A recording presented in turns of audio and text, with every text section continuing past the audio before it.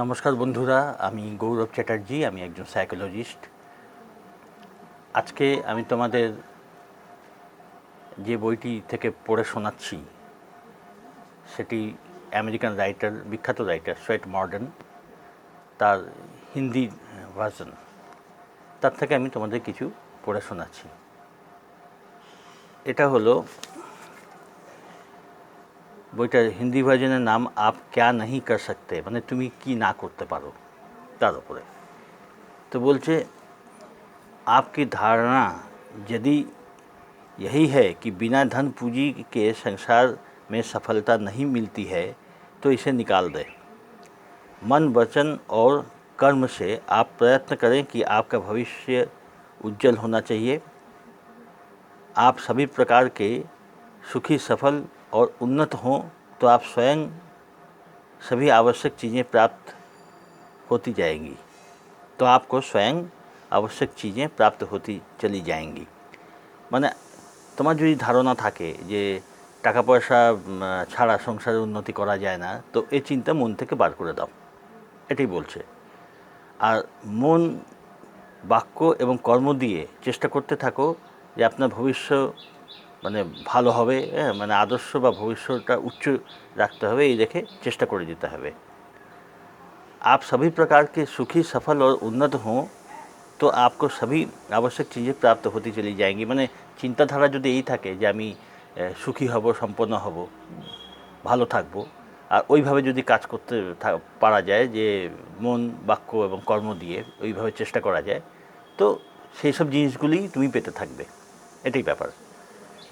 तो सफलता के लिए संसार में प्रयत्न करते समय जो धन पूंजी आपके पास बिल्कुल नहीं थी वह आती चली जाएंगी, क्योंकि आपके पास आशामय उत्तम विचारों की पूंजी है, सबसे बड़ी पूंजी है।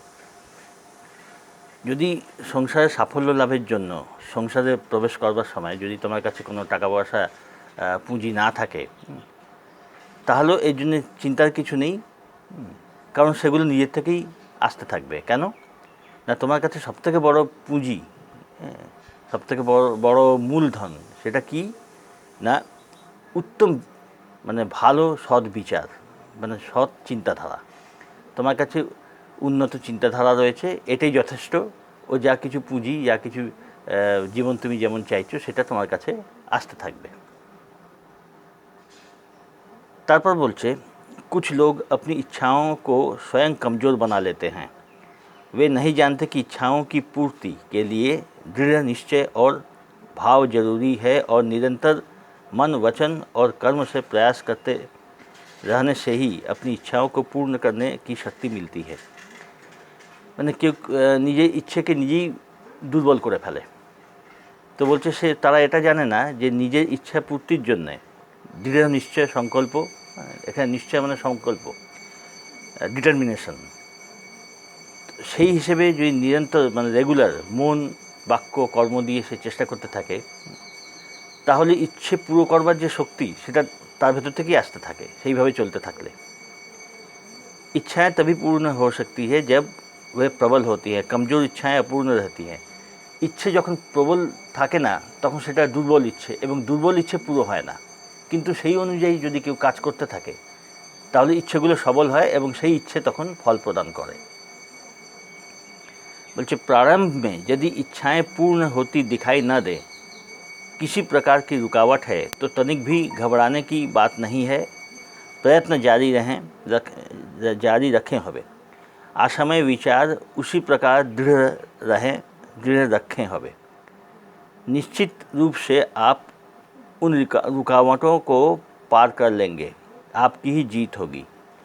মানে বলছে যে যদি ইচ্ছেগুলো পুরো হতে না থাকে, তাহলে না হতে দেখা যায়, তাহলে চিন্তা করার দরকার নেই, কোনো রকম বাধা হচ্ছে চিন্তার দরকার নেই। চেষ্টা করতে থাকুন, আশাময় বা আশা নিয়ে কাজ করতে থাকুন। নিশ্চিতভাবে আস্তে আস্তে ওই বাধাগুলো দূর হবে এবং তোমার কাজ হতে থাকবে, তুমি সফলতা পাবেই। তো এটা বলছে। তার সাথে এটা বলছে যে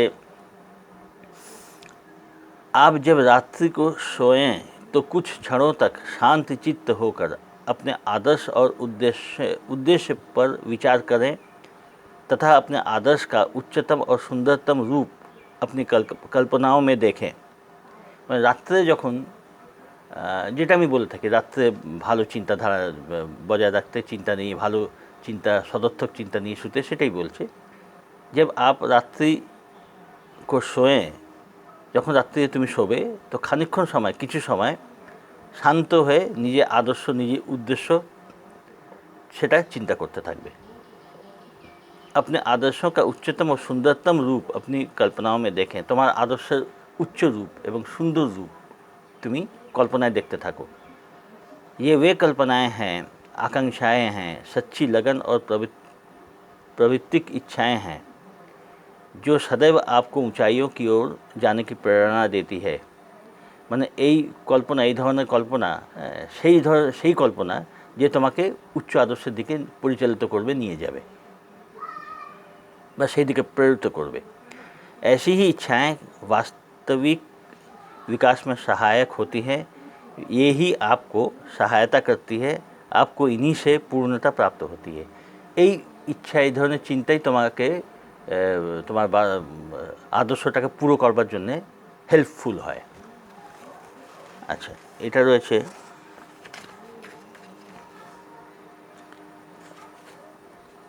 बच्चा, आपके भीतर एक दैवी शक्ति है।